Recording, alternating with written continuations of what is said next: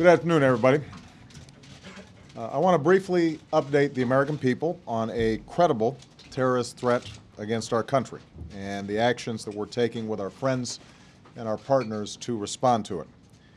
Last night and earlier today, our intelligence and law enforcement professionals working with our friends and allies identified two suspicious packages bound for the United States, specifically two places of Jewish worship in Chicago. Those packages have been located in Dubai and East Midlands Airport in the United Kingdom. An initial examination of those packages has determined that they do apparently contain explosive material. I was alerted to this threat last night by my top counterterrorism advisor, John Brennan.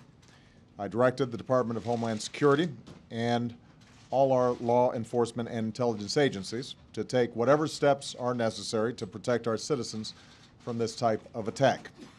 Those measures led to additional screening of some planes in Newark and Philadelphia.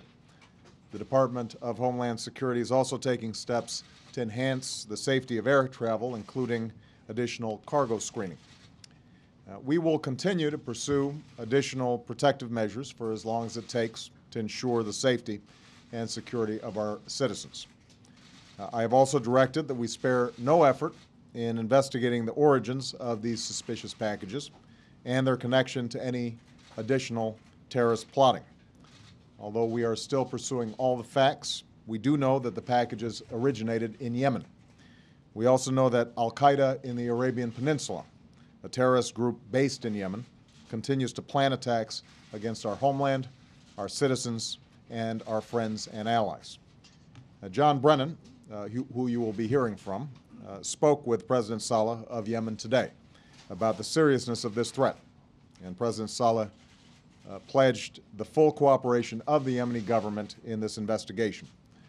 Going forward, we will continue to strengthen our cooperation with the Yemeni government to disrupt plotting by Al-Qaeda in the Arabian Peninsula and to destroy this Al-Qaeda affiliate. We'll also continue our efforts to strengthen a more stable, secure, and prosperous Yemen so that terrorist groups do not have the time and space they need to plan attacks from within its borders. The events of the past 24 hours underscores the necessity of remaining vigilant against terrorism. As usual, our intelligence, law enforcement, and Homeland Security professionals have served with extraordinary skill and resolve and with the commitment that their enormous responsibilities demand.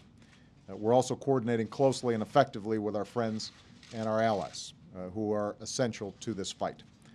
As we obtain more information, we will keep the public fully informed. But at this stage, the American people should know that the counterterrorism professionals are taking this threat very seriously and are taking all necessary and prudent steps to ensure our security. And the American people should be confident that we will not waver in our resolve to defeat Al-Qaeda and its affiliates and to root out violent extremism in all its forms. Thank you very much. Good afternoon. Before I bring John up to answer a few of your questions, I wanted to run you all briefly through a TikTok of some of the events of the last few hours, starting as you know from our earlier statement that at 10:35 p.m. Last night, Assistant to the President for Homeland Security and Counterterrorism, John Brennan, alerted the President of the credible terrorist threat. The President directed U.S. intelligence and law enforcement agencies and the Department of Homeland Security to take steps to ensure the safety and security of the American people and to determine whether these threats are a part of any additional terrorist plot. John provided the President with additional updates throughout the evening. From 11 p.m. on Thursday to 12 a.m. on Friday, Brennan held a phone call to discuss the threat with Homeland Security Secretary Janet Napolitano, FBI Director Robert Mueller, NCTC Director Mike Leiter, TSA Administrator John Pistol, and officials from the Central Intelligence Agency. At 1 a.m. on Friday, Brennan and Senior Director Nicholas Rasmussen of the National Security Staff held a secure video teleconference to discuss the threat with officials from across the intelligence community, including NSA, CIA, TSA, NCTC, and FBI, as well as the FAA, the State Department, the Department of Homeland Security, Northern Command, the Coast Guard, and other White House officials. At 5:15 a.m., Brennan held a phone call with British Deputy Secretary, Deputy Security Advisor, Ali Robbins, to receive an update on the suspicious package identified in the East Midlands of the United Kingdom. Brennan and Robbins held a second call at 7:30 a.m. on the same topic. At 8 a.m., John held a secure video teleconference to discuss the threat with officials from NCTC, CIA, DOD, FBI, TSA, CBP, NSA, DHS, and FAA. At 9:15, John held a phone call to discuss the threat with President Saleh of Yemen. At 10 a.m., Brennan held a phone call to discuss the threat again with Director Mueller, and a third phone call with Ali Robbins shortly afterward. At 10:15 a.m., John, National Security Advisor Tom Donilon, and Deputy National Security Advisor Dennis McDonough discussed the threat with the President at the President's daily brief. These are the activities from this morning that were coordinated out of the White House. Obviously, this, as you can see from the rundown, has encompassed activities throughout the government, but agencies also were doing a lot and have been doing a lot since we were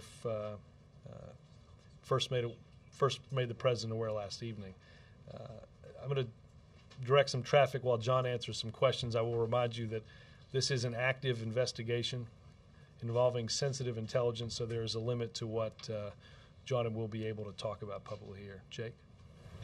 Mr. Brennan, if you could talk about what we know beyond the fact that this was from Yemen and there are people in Yemen with AQAP who want to harm us, if there's more that can be established to create a direct link beyond the country of origin.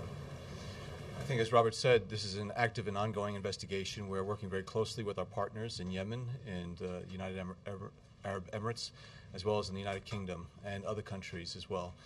We know that al-Qaeda in the Arabian Peninsula has been trying to carry out attacks against U.S. and Western interests, as well as against Yemenis. So as we continue with this investigation, we are trying to understand who is behind it, the responsibility, and make sure that we understand the scope of the threat that we might face. We've identified these two packages right now. They have been isolated and they have been made inert. So therefore, what we're trying to do now is to make sure that we are able to address any other threats that might be out there. Quick follow-up. You said you've identified 2. What about reports that there are up to 15 packages out there that you're looking for? Is that possible? What we are doing is making sure that we take a close look at other packages that might also have some type of materials in them of concern. Both of these packages that we've identified to date originated in Yemen, and so I think it is very prudent for us to make sure that other packages that might be coming in similar routes or from Yemen as well are looked at very carefully, and that's what we're doing right now. But there are only 2 packages right now that have materials of concern. The President described this as a credible terrorist threat against the United States. Can you say whether this was actually an attempted terrorist attack or some sort of practice run for something down the line? I think, as the President noted, it does appear that there were explosive materials in both of these packages, that they were in a form that was designed to try to carry out some type of attack. The forensic analysis is underway. We are relying heavily and working closely with our partners in this regard. But clearly, from the initial observations, the initial analysis that's done, that the materials that were found and the device that was uncovered was intended to do harm. Sure. Could do harm. Do you have any sense on the extent of the harm or the extent of the damage that could have been done by this? And secondly, are you looking into the possibility that al-Awlaki was involved in this? I don't want to speculate at this point in terms of what the damage could be from the devices, the explosive material that we have found. That's the analysis that's underway. It's still at the very early stage of that analysis. We're working, as I said, closely with our partners. Clearly, what we are doing is looking at all individuals that we think might be involved in this. Al-Qaeda in the Arabian Peninsula has been rather open in its venom toward the United States, toward Western interests.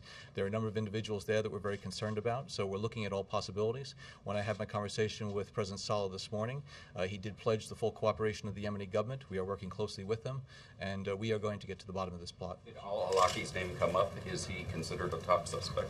Anybody who's associated with Al-Qaeda in the Arabian Peninsula is a subject of concern. Do you have a sense of the quantity of the explosive, even if your analysis hasn't determined the quality of it yet? We have had some preliminary discussions with our partners. I don't want to go into the details about the quantity or the exact types of materials because I think this is still preliminary, and I wouldn't want to say something that was going to be then corrected in the future. Are there any suspects?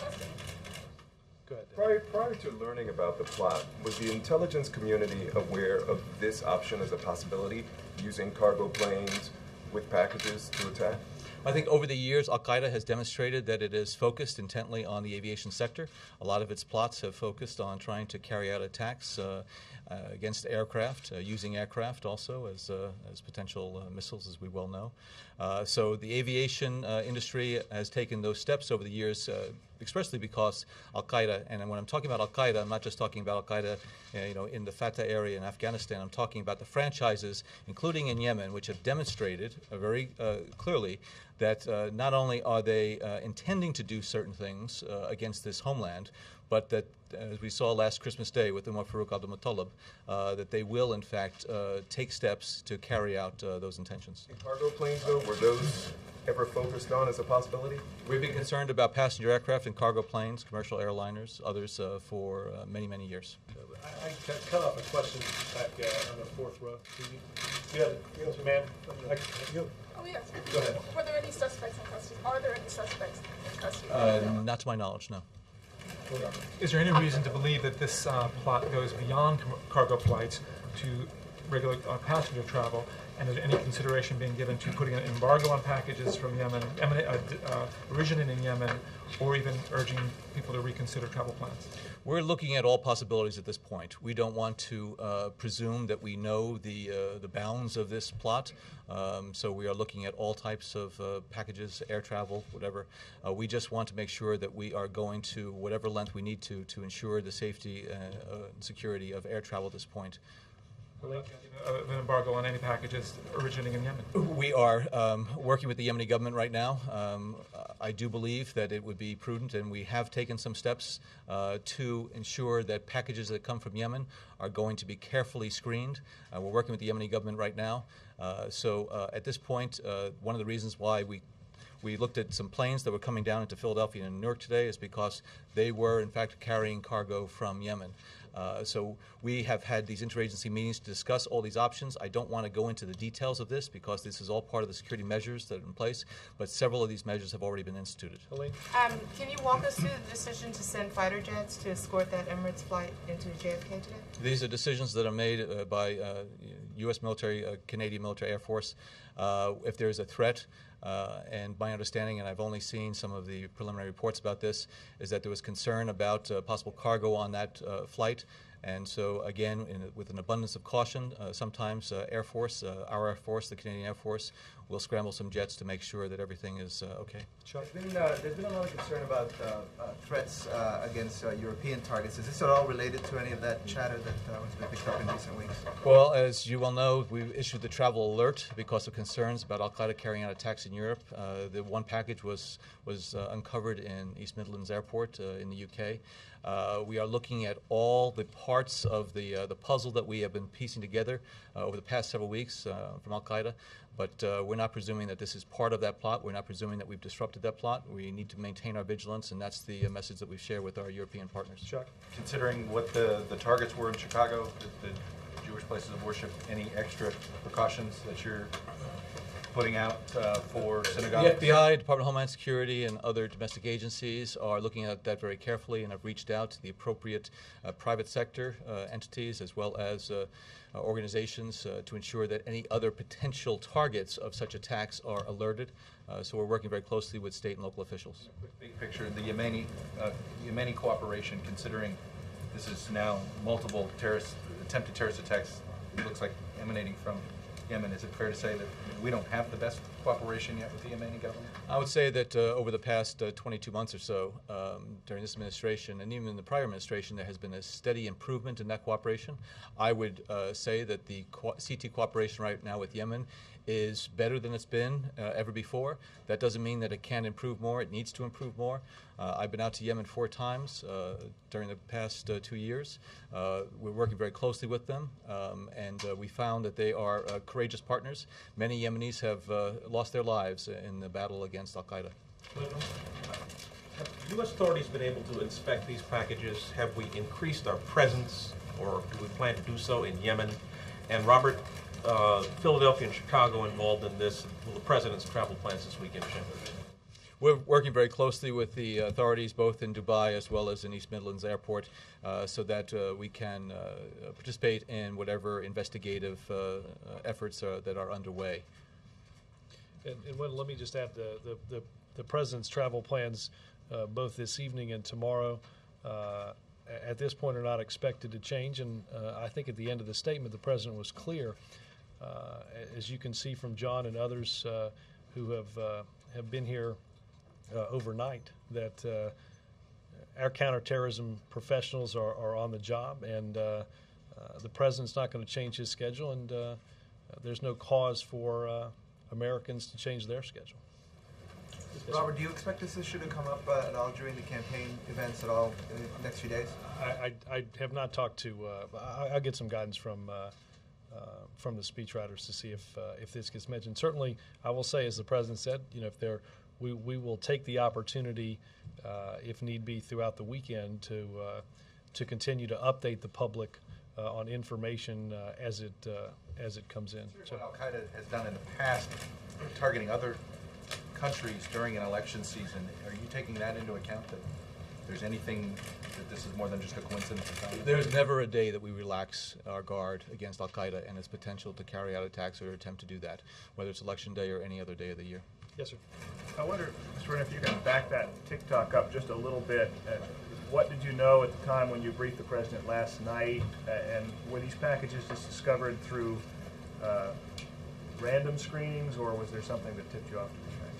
Well, I knew enough last night to be able to brief the president, number one. Number two, I think the American people should feel particularly good that since 9/11, the U.S. government has built up a very, very capable and robust intelligence, law enforcement, homeland security system. And as a result of the strength of that system, information became available that we were able to act upon very quickly, and that we were able to locate these packages. So I'm not going to go into the details about how we became aware of it, but the redundant layers of security, the tremendous work of the counterterrorism professionals, law enforcement, homeland security, intelligence was the reason why we were able to succeed. Can I just follow up on that? You're saying then that you were aware of this plot not because of the packages, but because of something else? I'm saying that whenever you pull a string, there's a reason why you start to pull that string, and we had a reason to pull it. And as a result of what we were able to uncover in East Midlands Airport with the very strong cooperation of British authorities, we were able to also then take additional steps, and that's why those prudent measures were taken today to ensure that we were able to identify any other packages that might be out there of concern. Can I follow up on that? Were you able to? Did you direct the authorities in the East Midlands to look for this package? We were working very closely with our British partners to locate, identify, and isolate that package. To be clear, sir, which of the two packages was found first? Was it Dubai, and that led you to East Midlands, or was there any connection? The first one that was found was East Midlands. So did that lead you to Dubai then? The first one we found was East Midlands. Christy? John, the other packages that are being looked at, were they also addressed to destinations in Chicago or also to Jewish organizations? There were two packages, as I said, that we identified, one in Dubai and one in East Midlands. Both of them were addressed to synagogues in Chicago. And can you say if any of the other packages that you're looking at now are also addressed to Chicago? With all the mail that goes through the system, I'm not going to say that there isn't something. But again, the only two packages that we've been able to identify of concern are the one in Dubai and one in East Midlands. All the other efforts that we have underway is to see whether or not there's something else out there of concern that we can similarly isolate. Were either of the Chicago synagogues the one next to the president's house, where I believe he will be staying this weekend? No. Josh. Mr. Brennan, can you just clarify, so you found the first package after the president was briefed on this issue last night, is that correct? Yes, from a sequencing standpoint, yes. And is it your belief that the institutions in Chicago were the targets of the attack and not, say, the cargo flights? Because you made some reference to the security of cargo flights and so forth. The intent was to injure people at these institutions? It is less than 24 hours since we first started to look at this very intensively, and so it's still the very early stage of the investigation and the analysis as far as the intended target, the impact of the explosives, how it could have been used, and I don't want to speculate at this point at this time. Yes, sir. Can you just give us any more detail on just the size of these packages? Are these letter bombs? Are they large boxes? And is it your belief that they were designed perhaps to explode when opened? Can you give us that more detail? They were not letters. They were larger than that. Think about bread boxes or so in terms of maybe size. We don't know yet how they were intended to be activated. So we don't know if they had a detonator or a main charge? There are a number of things that we know, and we're piecing together those puzzle pieces, and we're working very closely with the British and Emirati authorities. But at this point, there's a lot of forensic work that needs to be done, and it's still early. Sam? Mr. Brennan, is the terror threat level being raised? Is there also? I'm just curious, was there any discussion with these planes in the air, the president's shoot-down authority, or landing them elsewhere? No, there was no discussion of that. What we're looking for were packages, and therefore we took the steps that were appropriate to ensure that we were able to identify where packages were globally, as well as where they might be as they were coming into the United States. And so the measures that we took were appropriate to the concern that we had at that time. We are right now making sure that we are able to stay as vigilant as possible. There's been no adjustment of the threat level in terms of color code or whatever else, but as a result of this, we're making sure that we work very closely with our state and local officials, and law enforcement, Homeland Security, and intelligence communities are very much on their guard. Chuck? I guess I want to clarify, and it follows up on Ian's question. With the packages themselves, what made the packages suspicious, or something else led you to the packages? As I said, the American people should be very pleased that we were able to get insight into the fact that there were suspicious packages out there that we had to find. And I'm not going to go into those operational details. I think that's the reason why we have a security system in place that has these redundancies and the ability to detect things from inception all the way to the possible execution of an operation. So we were onto this, but I'm not going to go into details about how we knew. So it's fair to say you were looking for these suspicious packages? We were looking for packages that were of concern, yes. Yes, sir. Any impact whatsoever on the President's Asia trip in terms of threat level assessments at all? Whenever the President travels, we take a very careful look at what the threat environment might be and look at what the terrorist environment is. So we're taking this into account, but at this point there is no effect. Yes, sir. Mr. Brennan, early on there had been a lot of speculation that this might be some kind of a dry run. Given what you do know about these packages now, would you say that this was more than just a dry run? I'm concerned that since there were explosive materials in it, a traditional dry run is something that you would not necessarily use with explosive materials. That said, I don't know yet what exactly the intent was at this point. There are a lot of different scenarios that some people have speculated about, but and what we're trying to do is to wrestle this to the ground by doing the good forensic analysis, as well as taking a look from an intelligence standpoint and trying to piece together what we might have known in the past, and that would give us a sense of how this was going to be used. Go ahead. Thank you. Can you say, sir, that Al-Qaeda had changed their locations of the country, and also these are the same people? And finally, is this threat of these packages has anything to do with the Pakistani man arrested from Ashburn, Virginia? Because he spoke in the past that attacks will be taking place in the Washington area.